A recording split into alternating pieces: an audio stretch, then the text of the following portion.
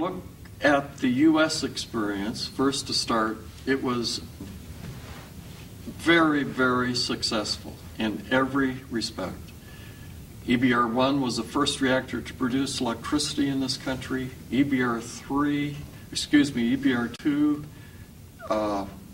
demonstrated that the technology is very viable, and it really started the movement in international reactor safety toward incorporation of passive features of design, which is going to be a very important thing. But no reactor type can do a better job than that than a sodium-cooled fast reactor.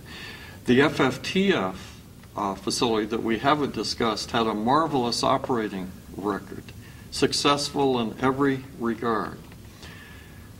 Where there have been problems worldwide in these systems, there have been poor design choices made, poor construction techniques employed, poor attention to detail, some of which we've discussed today.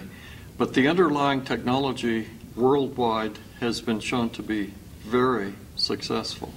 So I think that's something that I carry forward, and as a result, I think if the country could move to an EBR-3, there is no better way to preserve and capitalize on the experience that we and others have gained than to be involved in a project. And so I think that's also an important consideration for the future about how we actually preserve the return on investment that the country has made in this technology. Sodium-cooled fast reactors are very interesting from a wide variety of considerations. First, the physics. Because of the sodium coolant, you don't have the moderation of the neutrons, so you're dealing with fast neutrons. And what that gives you the flexibility to do is either produce more fuel or burn more fuel. It also creates a system in which you can do an exceedingly good job of managing nuclear materials. And as the world moves more and more to employing nuclear energy, we're going to need much better ways of managing special nuclear materials. The fact is that a fast reactor system can accommodate a lot of junk because they're not poisoned as our thermal spectrum reactors by contaminants such as the minor actinides and other things that absorb neutrons in a thermal spectrum. They're either fissioned in a fast reactor spectrum or destroyed because of the physics of the system. So the first answer is there is so much flexibility in the physics of core design that they're exceptionally good at management of nuclear materials, whether you need more of it or whether you need less of it. They're very good as burners. The second thing is that there are a lot of options for future designs that can make them much more efficient. One of the characteristics of a fast reactor and the sodium coolant is that they can have very high power density, an order of magnitude more than a light water reactor and a couple of orders of magnitude more than a gas-cooled reactor. So a fast reactor can be very compact. And that means that they can be quite small. What we haven't done yet in design is take advantage of that compactness. But there are ideas for doing so. For example, instead of a standard Brayton cycle, go to a steam cycle, go to a supercritical CO2 Brayton cycle, which is a very compact power conversion system. So what you could conceive of is a very compact power system with a very compact power conversion system that lends itself now to factory manufacturing, transportive modules. So you have flexibility in how you take advantage of the fact that you've got very, very high power density in these cores, including derating.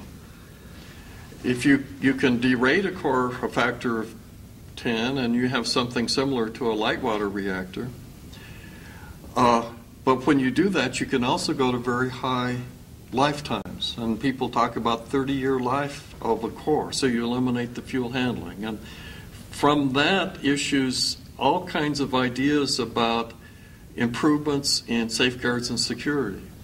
You can better secure the fuel if you have no fuel handling capability, and so forth and so on. So there are many reasons to tick down through a list to look at where these special characteristics of fast reactors can really fit in the scheme. One of the most important is that if we are really looking at a nuclear renaissance that's going to bring a lot of nuclear power into play, we do need a system that can manage the nuclear materials that result from that. And that's where these systems have their unique capability, unique from any other reactor type. Sorry, I got impatient there. Any other want to add on why sodium? I'll just reiterate on a point about the sodium coolant aspect of the question of why that is desirable. We've touched on it already. For one thing, you don't need to pressurize the sodium as a coolant except just to a low degree to overcome the restrictions to pump in order to pump the sodium through the core. You don't need to pressurize it to keep it from boiling. Therefore, should you have a leak or something, you don't have a large force, large pressure supply pushing that sodium out of the system. Another aspect, so it's very easy to design those systems. So you don't have a high pressure to worry about.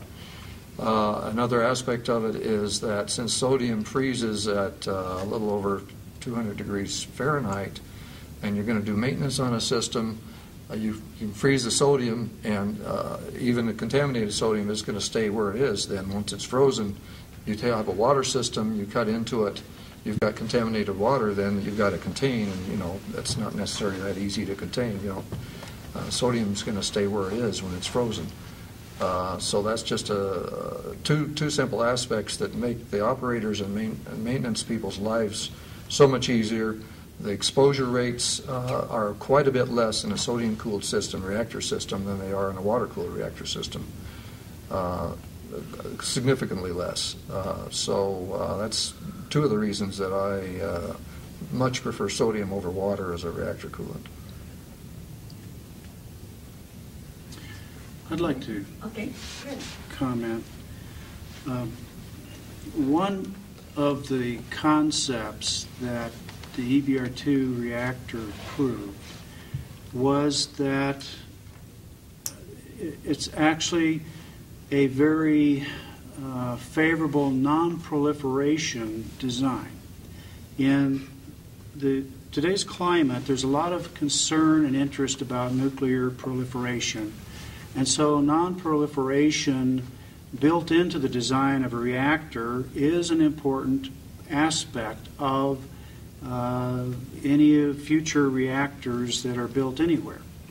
What EBR-2 proved, and why I personally feel that the design is still worthy of great merit, is that you could transport fresh fuel to the reactor, load it once. You have transport only once to the reactor. The reactor can be configured in such a way that it breeds more fuel as it produces power. We proved the concept by having an adjacent fuel cycle facility that would allow us to remove the fuel and reprocess it on site, reconfigure it so that it would be new fuel that could go back into the reactor, so you have a closed loop. And with the proper designs of the reactor core, it's my understanding that a lot of the radiological wastes that